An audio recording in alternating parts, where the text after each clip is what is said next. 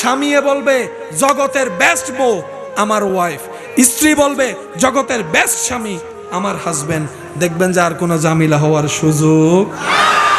আল্লাহ তাআলা আমাদের সবাইকে একটু বুঝে শুনে ঠান্ডা মাথায় জীবনযাপন করার তৌফিক দান করুন। ইমানদার ভাই, আল্লাহর রহমত পাওয়ার জন্য হাজার মাধ্যমগুলো মনে থাকবে।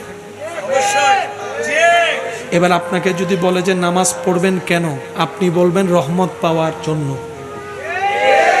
মা বাবার সেবা কেন করবা, বলে যে রবের রহমত পাওয়ার জন্য, রবকে খুশি করার জন্য। সুবহানাল্লাহ।